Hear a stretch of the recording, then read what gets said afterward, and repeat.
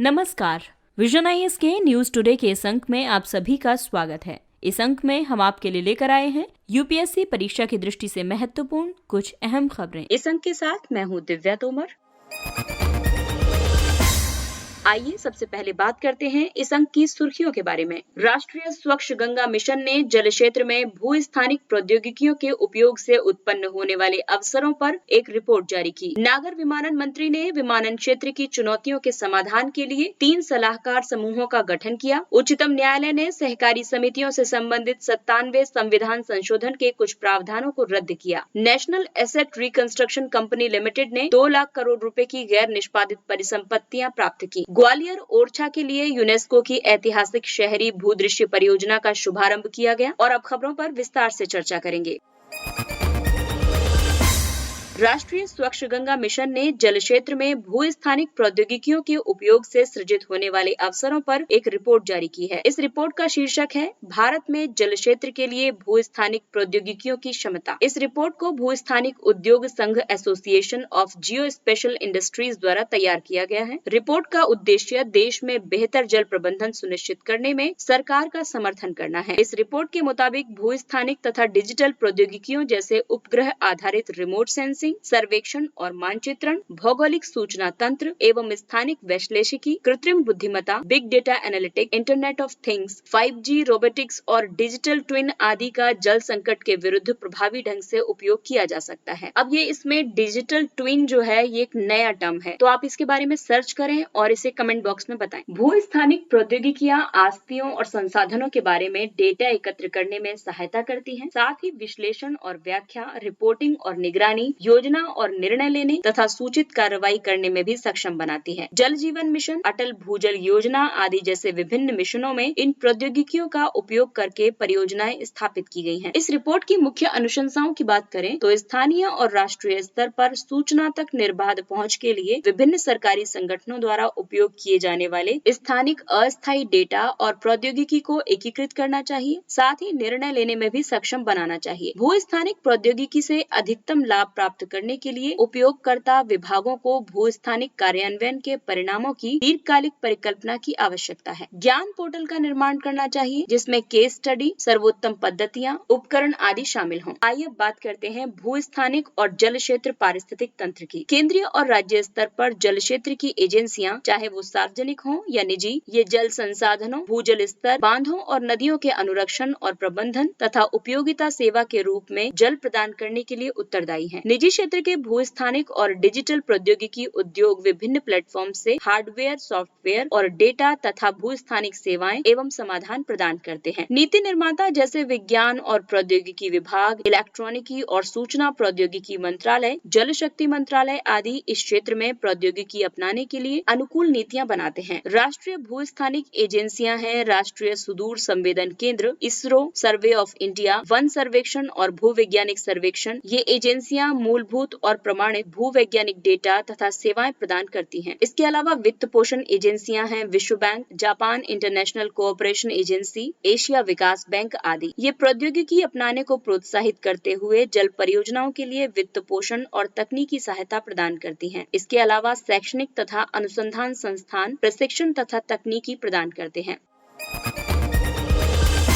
नागरिक विमानन मंत्री ने विमानन क्षेत्र की चुनौतियों के समाधान के लिए 3 सलाहकार समूहों का गठन किया। नागरिक विमानन मंत्रालय ने एयरलाइंस विमानपत्तनों तथा रखरखाव, मरम्मत और जीर्णोद्धार यानी मेंटेनेंस, रिपेयर एंड ओवरहॉल यानी MRO के लिए 3 सलाहकार समूहों का गठन किया है। इनमें से प्रत्येक की अध्यक्षता नागर विमानन मंत्री द्वारा की जाएगी तथा सरकारी अधिकारी और संबंधित उद्योग के प्रतिभागी सदस्यों के रूप में होंगे। एयरलाइनों का समूह घरेलू और अंतर्राष्ट्रीय कनेक्टिविटी बढ़ाने के तरीकों, हवाई यात्रा के दौरान यात्री सुविधाओं से संबंधित मामलों, एयरलाइनों की व्यवहार्यता को सुरक्षित रखने के तरीकों आदि पर परामर्श प्रदान करेगा। विमानपत्तनों का समूह राष्ट्रीय अवसंरचना पाइपलाइन के तहत लक्ष्यों सहित विमानपत्तनों की क्षमता बढ़ाने, बुनियादी ढांचे में वृद्धि और आधुनिकीकरण, विमानपत्तन प्रशुल्कों से संबंधित मुद्दों तथा विमानपत्तनों के पूंजीगत व्यय यानी कैपिटल एक्सपेंडिचर कैपेक्स प्रदर्शन पर परामर्श प्रदान करेगा। MRO के लिए समूह एयर कार्गो परिवहन में भारतीय वाहकों की भागीदारी भागीदारी बढ़ाने और रोजगार वृद्धि को बढ़ावा देने के उपायों पर चर्चा करेगा। भारतीय नागर विमानन उद्योग सबसे तेजी से बढ़ते उद्योगों में से एक है। आपको बता दें कि वर्ष 2024 तक हवाई यात्रियों के मामले में विश्व स्तर पर तीसरा सबसे बड़ा विमानन उद्योग बनने की ओर भारत अग्रसर है। वित्त वर्ष 2021 के लिए कोविड-19 विमानों की आवाजाही, हवाई यात्री और माल ढुलाई सहित संपूर्ण क्षेत्र के लिए एक बड़ी बाधा बन गया है। इससे इन सभी में नकारात्मक वृद्धि हुई है। हालांकि इस क्षेत्र के लिए हाल ही में कई अन्य पहले भी आरंभ की गई हैं, जैसे ओपन स्काई सेवा समझौता। ये समझौता इंडियन एयरलाइंस के लिए समान अवसर सुनिश्चित करने के लिए संपन्न किया गया है। दूसरा है राष्ट्रीय एयर कार्गो नीति 2019। ये नीति एयर कार्गो से जुड़ी दक्षता और कनेक्टिविटी में सुधार के लिए बनाई गई है। तीसरी योजना है उड़े देश का आम नागरिक उड़ान योजना। ये नए विमानपत्तनों की स्थापना या गैर सेवारत विमानपत्तनों को दोबारा संचालित करने के लिए आरंभ की गई है। कई पहलों के अंतर्गत निजी क्षेत्र को भी बढ़ावा दिया गया है। ग्रीनफील्ड एयरपोर्ट परियोजनाओं में 100% प्रत्यक्ष विदेशी निवेश की अनुमति दी गई है। इसमें 49% FDI स्वतः मार्ग के माध्यम से तथा इससे अधिक प्रत्यक्ष विदेशी निवेश सरकारी मार्ग के माध्यम से किया जा सकेगा। इसके अलावा दिशा परियोजना भी है। ये योजना भारतीय विमानपत्तन प्राधिकरण द्वारा परिचालन दक्षता बढ़ाने के लिए आरंभ की गई है।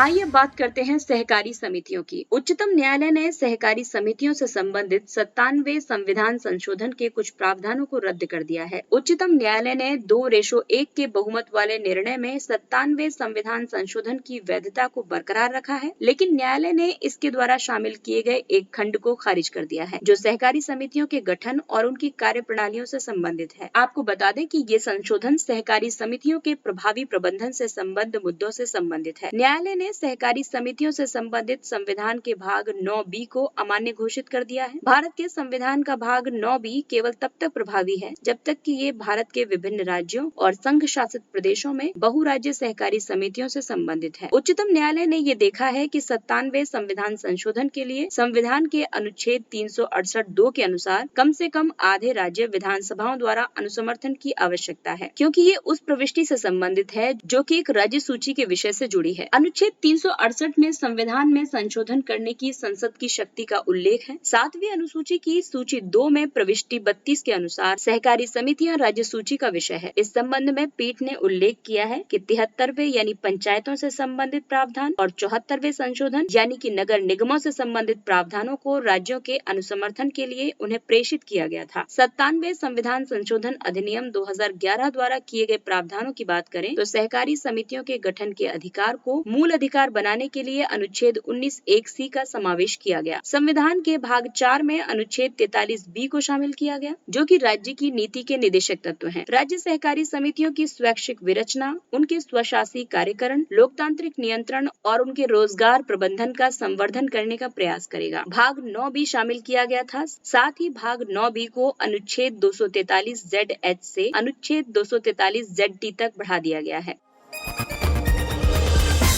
National asset reconstruction company limited NARCL ने 2 लाख करोड़ रुपए की गैर निष्पादित परिसंपत्तियां प्राप्त की। National asset reconstruction company limited को इस वर्ष के बजट में प्रस्तावित किया गया था। इसे बैंकों के तनावग्रस्त ऋण को अधिग्रहित करने के लिए प्रस्तुत किया गया था। बजट में NARCL के साथ साथ एक परिसंपत्ति प्रबंधन कंपनी यानी भारतीय ऋण प्रबंधन कंपनी को भी प्रस्तावित किया गया था। इसका उद्देश्य एक परिसंपत्ति पुनर्रचना कंपनी यानी ARC के कारोबार को संपन्न करना है। ARC एक विशेष प्रकार की वित्तीय संस्था है। ये बैंक की देनदारियों को पारस्परिक रूप से सहमत मूल्य पर खरीदती है और ऋण या संबंधित प्रतिभूतियों को स्वयं वसूलने का प्रयास करती है। कंपनी बैंकों को 15% नकद और 85% तनावग्रस्त परिसंपत्ति के हस्तांतरण के लिए सिक्योरिटी रसीद के रूप में भुगतान करेगी। NARCL किसी भी संपत्ति या परिसंपत्ति का प्रबंधन, प्रवर्तन, बिक्री या वसूली भी करेगी, जो अन्य विषयों के साथ साथ इसकी अधिकारिता में आ सकती है। ARCL इन परिसंपत्तियों का प्रबंधन करेगी और इन परिसंपत्तियों के मूल्य की प्राप्ति के लिए उन्हें वैकल्पिक निवेश कोष और अन्य निवेशकों को विक्रय कर देगी। वर्तमान में 8 सार्वजनिक क्षेत्र के बैंक इसके शेयरधारक हैं। साथ ही निजी क्षेत्र के बैंक भी इसमें हिस्सेदारी प्राप्त करने के लिए प्रयास कर रहे हैं। हालांकि सरकार की कंपनी में कोई इक्विटी हिस्सेदारी नहीं है, लेकिन NARCL द्वारा जारी सिक्योरिटी रसीद पर ऋण हानि के विरुद्ध गारंटी प्रदान करेगी।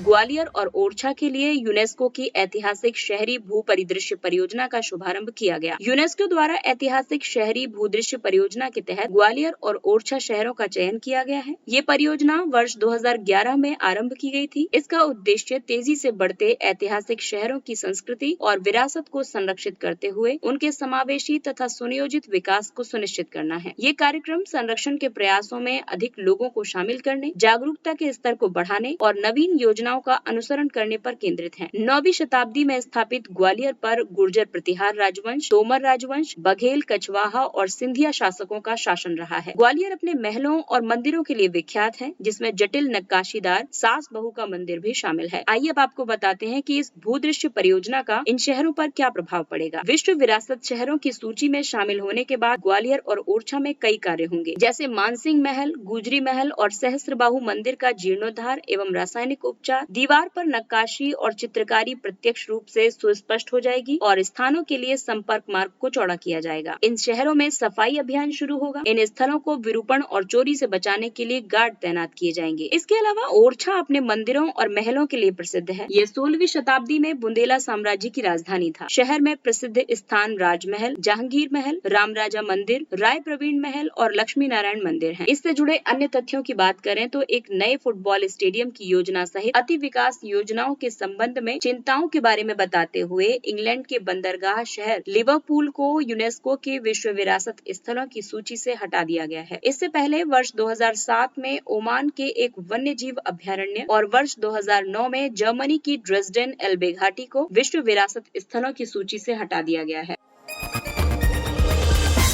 आइए अब बात करते हैं कुछ संक्षिप्त लेकिन प्रीलिम्स की दृष्टि से महत्वपूर्ण खबरों के बारे में। स्माइल वंचित व्यक्तियों के लिए आजीविका और उद्यम सहायता योजना यानी support for marginalised individuals for livelihood and enterprise scheme. Smile योजना को सामाजिक न्याय और अधिकारिता मंत्रालय द्वारा प्रतिपादित किया गया है। इसमें केंद्रीय क्षेत्र की भिखारियों के व्यापक पुनर्वास के लिए योजना नामक एक उपयोजना भी शामिल है। इस योजना में भीख मांगने के कार्य से जुड़े व्यक्तियों के लिए कल्याणकारी उपायों सहित कई व्यापक उपाय शामिल हैं। योजना की प्राथमिकताएं पुनर्वास, चिकित्सा सुविधाओं के प्रावधान, परामर्श, शिक्षा, कौशल विकास आदि निर्धारित की गई हैं। इस योजना को राज्यों या संघ राज्य क्षेत्रों, सरकारों या स्थानीय शहरी निकायों, स्वैच्छिक संगठनों, समुदाय आधारित संगठनों, संस्थानों और अन्य के सहयोग से लागू किया जाएगा।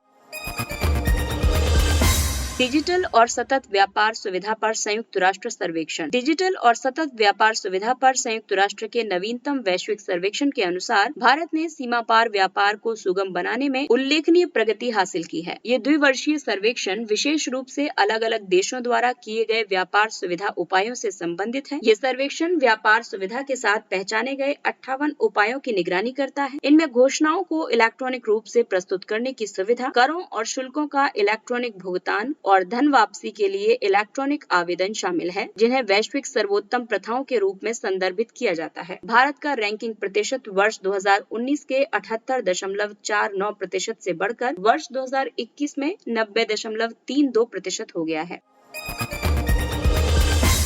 Avian flu. भारत में बर्ड फ्लू की वजह से मानव मृत्यु का पहला मामला दर्ज किया गया है। बर्ड फ्लू मुख्य रूप से पक्षियों को प्रभावित करने वाले इन्फ्लुएंजा वायरस का एक प्रकार है। बर्ड फ्लू या एवियन इन्फ्लुएंजा एक बीमारी है जो avian influenza type A virus की वजह से होती है। ये वायरस विश्व भर के वन्य पक्षियों में प्राकृतिक रूप से पाया जाता है। इस वर्ष संपूर्ण भारत के पक्षियों में H5N8 और H5N1 एवियन इन्फ्लुएंजा की सूचना मिली है। बर्ड फ्लू का एक व्यक्ति से दूसरे व्यक्ति में प्रसारित होना सामान्य घटना नहीं है। जो लोग संक्रमित पक्षियों, चाहे वे मृत हों या जीवित हों, उनके निकट संपर्क में कार्य करते हैं अथवा कच्चे या अर्ध पके कुक्कुट उत्पादन का सेवन करते हैं, वे बर्ड फ्लू के जोखिम में होते हैं। नई पीढ़ी की आकाश मिसाइल यानी आकाश एनजी और man portable anti tank guided missile. रक्षा अनुसंधान और विकास संगठन ने 2 मिसाइल प्रणालियों MPATGM और आकाश एनजी का परीक्षण किया। आकाश न्यू जनरेशन सतह से हवा में मार करने वाली तथा आकाश मिसाइल का एक नवीन संस्करण है। MPATGM एक स्वदेशी रूप से विकसित, कम वजन वाली और दागो और भूल जाओ तकनीक से युक्त मिसाइल है। इसमें उन्नत एवियोनिक्स के साथ अत्याधुनिक लघु रूप में इंफ्रारेड सीकर बूस्टर को शामिल किया गया है। आकाश एनजी की मारक क्षमता 60 किलोमीटर और गति 2.5 मैक है। वर्ष 1958 में गठित डीआरडीओ रक्षा मंत्रालय का अनुसंधान एवं विकास खंड है। इसकी परिकल्पना भारत को अत्याधुनिक रक्षा प्रौद्योगिकियों में सशक्त बनाने के लिए की गई थी। इसका ध्येय महत्वपूर्ण रक्षा प्रौद्योगिकियों और प्रणालियों में आत्मनिर्भरता प्राप्त करना है। Project 75 India. रक्षा मंत्रालय ने प्रथम P-75I सबमरीन टेंडर जारी किया है। P-75I में फ्यूल सेल आधारित वायु स्वतंत्र प्रणोदन प्रणाली यानी एयर इंडिपेंडेंट प्रोपल्शन प्लांट सहित समकालीन उपकरण, हथियार और सेंसर के साथ 6 आधुनिक पारंपरिक पनडुब्बियों के स्वदेशी निर्माण का लक्ष्य निर्धारित किया गया है। एयर इंडिपेंडेंट प्रोपल्शन तकनीक पारंपरिक डीजल इलेक्ट्रिक पनडुब्बियों को अधिक समय तक जल के भीतर रहने में सक्षम बनाती है। इससे इनकी मारक क्षमता बढ़ जाती है। AIP प्रणाली धारक अन्य देश हैं चीन, जर्मनी, स्वीडन, फ्रांस, स्पेन और रूस। अनुमानित $5.5 बिलियन से अधिक की P-75I पनडुब्बी परियोजना भारत द्वारा अपने रणनीतिक साझेदारी खरीद मॉडल के माध्यम से किया गया पहला अधिग्रहण है।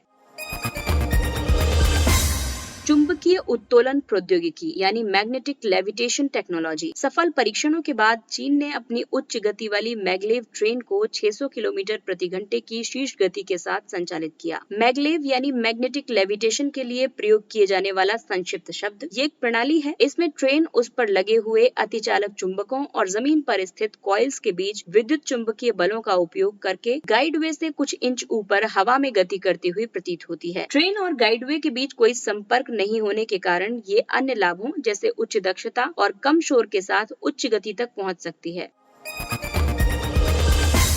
आइए बात करते हैं सुर्खियों में रहे स्थलों के बारे में। ताइवान। हाल ही में ताइवान ने ताइपे की बजाय ताइवान नाम का उपयोग करते हुए लिथुआनिया में अपना प्रथम प्रतिनिधि कार्यालय स्थापित करने का निर्णय लिया है। ताइवान की राजधानी ताइपे है और ये चीन गणराज्य के तहत दक्षिण चीन सागर में स्थित एक द्वीप है। माओ त्से तुंग की कम्युनिस्ट सेना ने वर्ष 1949 में चियांग काई शेक के नेतृत्व में राष्ट्रवादियों पर विजय प्राप्त की थी, जिन्हें क्योमिंतांग के नाम से भी जाना जाता था। इससे चीन की मुख्य भूमि पीपुल्स रिपब्लिक ऑफ चाइना बन गई, जबकि ताइवान को चीन गणराज्य कहा गया। हालांकि पीपुल्स रिपब्लिक ऑफ चाइना अभी भी ताइवान पर दावा कर रहा है। आपको बता दें कि इस कदम से ताइवान को मुख्य भूमि चीन से बढ़ते खतरों के तहत अन्य लोकतांत्रिक देशों के साथ अपनी साझेदारी को मजबूत करने में मदद मिलेगी। इसके साथ ही ये अंक समाप्त होता है। अगले अंक में फिर मुलाकात होगी कुछ अन्य महत्वपूर्ण खबरों के साथ। तब तक अपना ख्याल रखिए, सुरक्षित दूरी बनाए रखिए, मास्क पहनिए, बेहद आवश्यक होने पर ही घर से बाहर निकलिए और टीकाकरण अवश्य करवाइए। और अब विजन आइज की पूरी टीम को दीजिए इजाजत। नमस्कार।